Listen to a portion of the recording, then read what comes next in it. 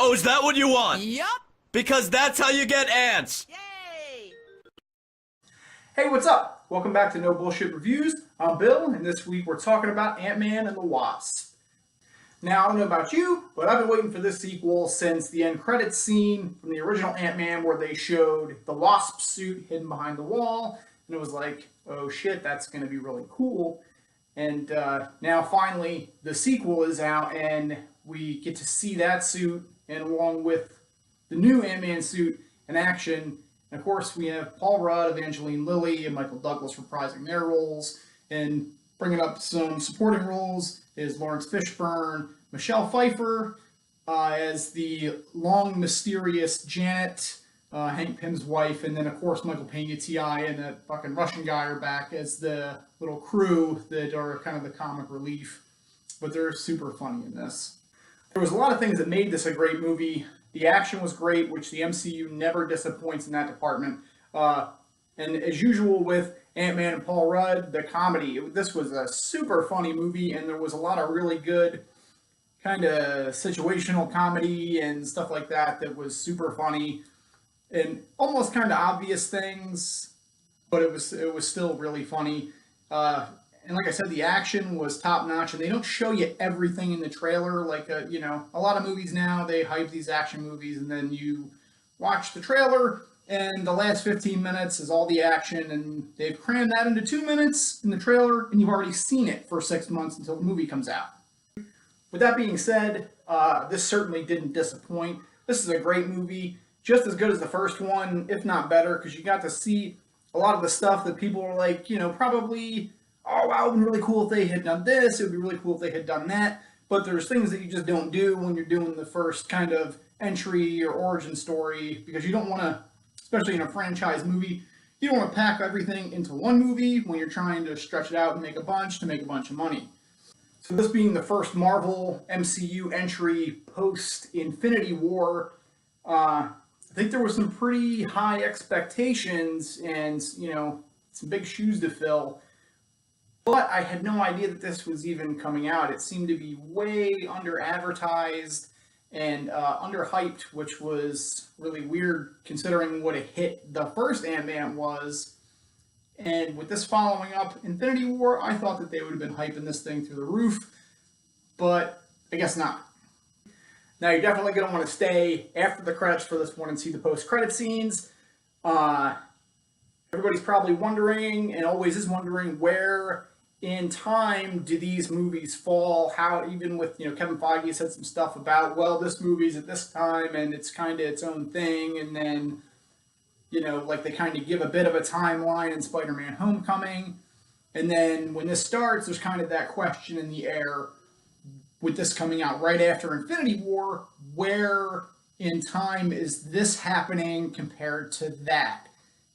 And I'm not going to spoil it. Just stay for the post-credit scenes. One of them you need to see, and you're going to be like, holy fuck. And then the other one, it's kind of like that Captain America one at the end of Spider-Man Homecoming, where you waited all that time to see it, and then they just kind of make fun of you for waiting. Another key that I really liked about this movie was they left out all the political bullshit, especially with the climate now and all the SJW bullshit that's going on, and they're trying to shoehorn all these female roles, which there's nothing wrong with female roles. Females are awesome in these lead roles, but don't try and jam it down everybody's throat. The story has to feel natural. It has to flow. Like, it can't just be, she's a female and she wins because she's a female. Evangeline Lilly takes the Wasp character and Hope Van Dyne and is awesome. And her and Paul Rudd have awesome chemistry, and the Ant-Man and Wasp dynamic in the whole movie works really well. They're a great team, and it just worked really well throughout the entire movie. The comedy between the two and everything was just, it was awesome. The action was awesome. The whole Wasp character, the way that she can fly, and she's better at the small to large fighting and stuff like that than Ant-Man is. It looks like you see in the first movie, she's been preparing for it forever and doesn't get the chance because they want to use Scott Lang.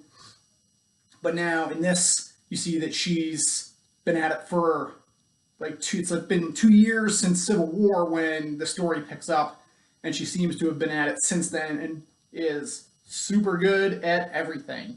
And it all just works really well, and they got it right in this.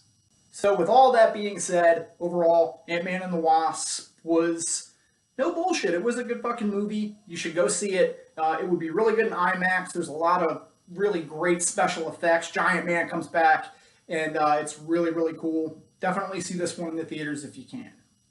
Now, I know I missed last week's episode, so we're going to double up on reviews this week. And I don't typically do TV reviews, but sometimes I'll do the Netflix originals if they're good. And in this case, we're going to talk about the second season of Luke Cage. And the first season was good. A lot of these Marvel Netflix series are good, except for the second season of Jessica Jones. I could have just, it didn't need to exist. It was fucking annoying as shit. Fucking Patty. Anyway, the second season of Luke Cage was good.